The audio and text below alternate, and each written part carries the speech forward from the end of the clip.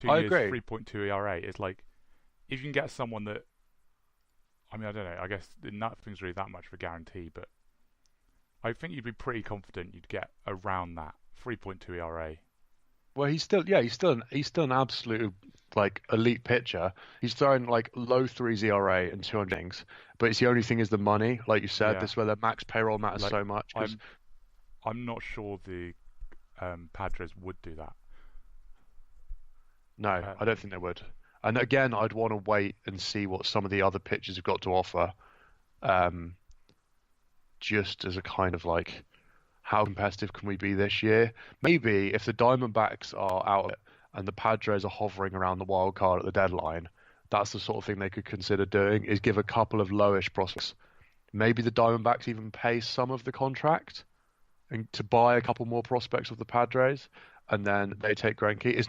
This is literally just complete speculation. It just came into my head when I asked the question a minute ago. I mean, like, yeah, if I've not seen it mentioned anywhere. no, but if yeah, okay, if the Diamondbacks would pay some of the salary, then maybe they'd do it. But other than that, I don't know. Can't see that being a move that they'd like particularly want to do. No, but then Because like, I think they still probably see their peak in like 2 years' time, like 2021 maybe. yeah, it just could be an opportunistic thing if they're in it this year. Yeah, If they're in it and their rotation's a bit uncertain, that would be quite a way to upgrade midway through the season, and that the prospect cost wouldn't necessarily be too horrendous if they paid no, because most of the it. other thing is that even if they give up like what would be like good prospects for Diamondbacks, when they've got such a loaded farm system like that, say they give away like I don't actually know who like what order their prospects are on their list or whatever. Say I don't know they give away like a seventh best prospect or something, which would possibly be like one of the Diamondbacks' best prospects. I think they probably would be like up Yeah, there, like maybe top three prospects for Diamondbacks, which would be a really good return for the Diamondbacks, but is also not they're not particularly losing much. no, maybe I agree. I don't think they'd necessarily do it because that contract is so enormous. But it's one of the few ways I can see them adding an ace. So I don't think the ace thing is anywhere near the be all and end all. I think that's becoming a little bit of an anachronism that you need an ace. I mean, the Brewers almost intentionally don't have an ace. Yeah, it's the thing why people aren't so high on the Brewers, isn't it? Really, is literally just the ace thing. Yeah, and that doesn't. If you've got a deep and scary bullpen and a solid rotation that can give you 4 or 5 innings, it doesn't matter that much. Yeah. So, what other news has there been other than Josh Russell went to the Tigers. That was yesterday. wow? Yeah, that That's is that's a blockbuster move. that is one of the biggest shrug moves of the off season. Um, he's going to play in the infield next to Jordy Mercer, and the Tigers are going to try and not lose 145 games. I suppose I don't know. I mean, they're not going to be that bad. I don't think they've still got like a couple of good players that could be trade pieces, but it's They're not going to be as bad as the Orioles. no. That's their saving grace at the moment. But they're just waiting it out, aren't they? I don't know if did anything else happen at all. Like there was just Harper rumors. Um, Derek Dietrich. Derek Dietrich that was last time, wasn't it? We spoke about that. Yeah, Derek Dietrich on a minor league deal. it was that blockbuster move in. But yeah, like that Josh Harrison deal just seems like a player trying to rebuild his value sort of thing.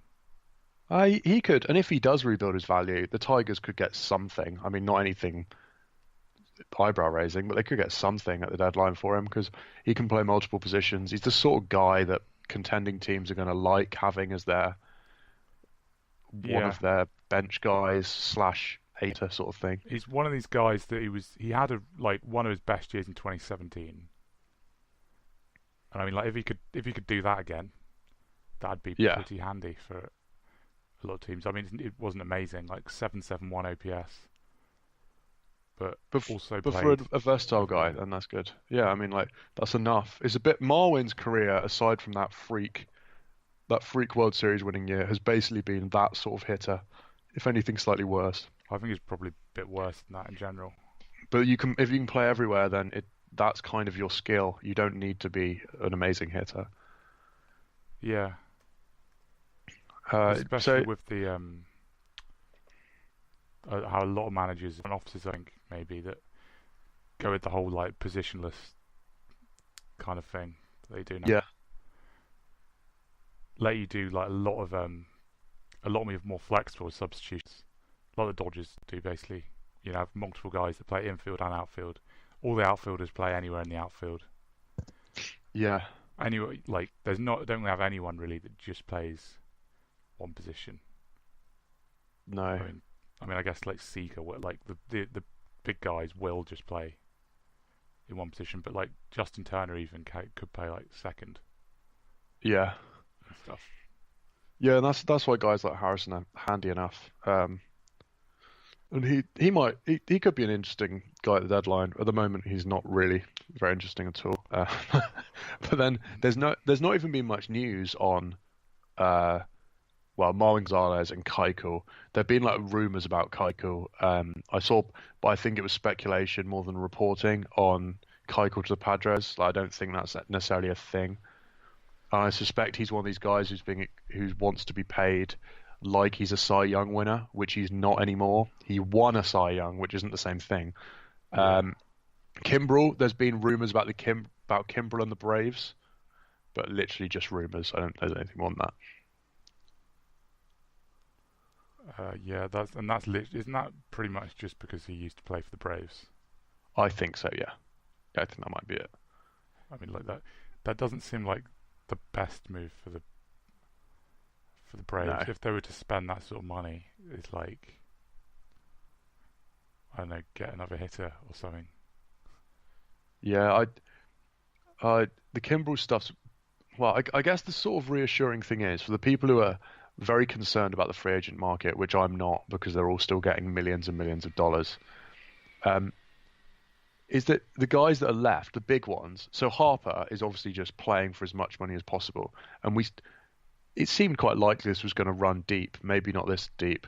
Keuchel obviously wants to be paid like the guy he was. Marwin Gonzalez is probably trying to argue he's the guy he was in 2017, and Kimbrel is just asking for a contract that is scary to a relief pitcher. Yeah, So it sort of makes sense they haven't got their deals when you look at it like that way. It's just also a bit frustrating if you're like me trying to write some season previews and you don't know who's going to sign where. yeah. It's the thing with all this stuff is that even though it's a lot more open than like football, for example. Um, I mean, it's like soccer, obviously not American football. Yeah, Uh, you still don't exactly know what all the negotiations are. Really. I mean, it comes no, out occasionally of the sort of thing they're asking for, but you don't hear that like all the time about everyone. And it does sort of depend. It's like you can have the argument that maybe they should pay them more money, but also it's I don't think you should argue that a team should just give if they want a player they should just give them whatever money they want. no, no. I mean, Like a lot of them do seem to just request absolutely ridiculous contracts, don't they? yeah, I'm particularly there. There aren't many of free agents ever who have like a stonewall case that I'm like one of the best players in the game because a lot of those guys are just going to get tied down by their current team. They're all flawed in one way or another, and then they come out with this. This is what I want.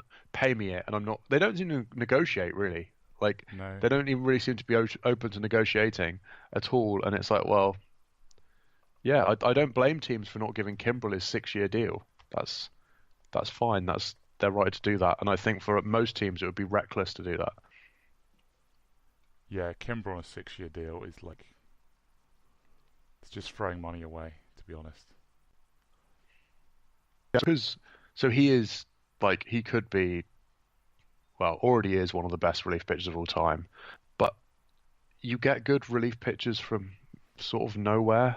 Like every single team has like flamethrowers in their farm that they Yeah, think can become a really dominant guy. because the thing is that like looking at numbers and like the trend, it would suggest that like his peak was like 2012 to 2014, and that's quite a while ago now. To be honest, Yeah, and I mean, he might still be like really good for a couple of years, but he's not the same guy that he was then. Based on him playing for the Braves, I don't yeah, know. He's pretty close, but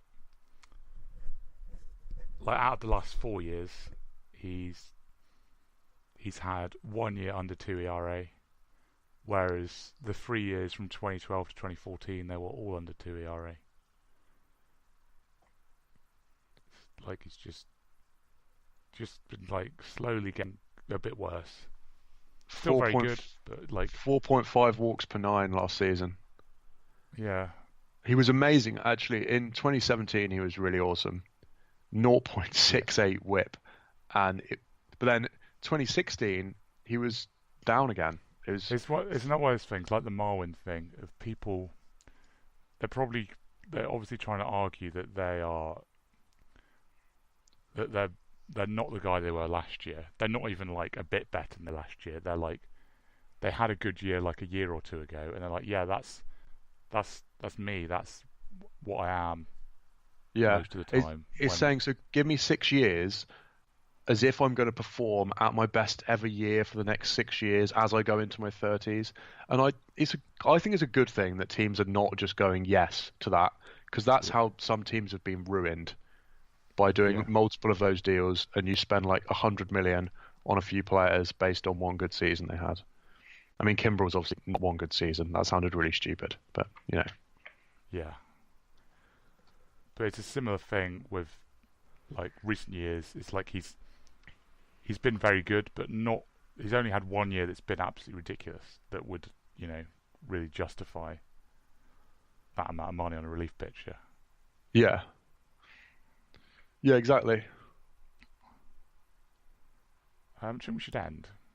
Yeah, probably. I mean, we've just gone off on a tangent about the ridiculous market, I suppose. Yeah. Okay. Bye then. Yeah, bye all.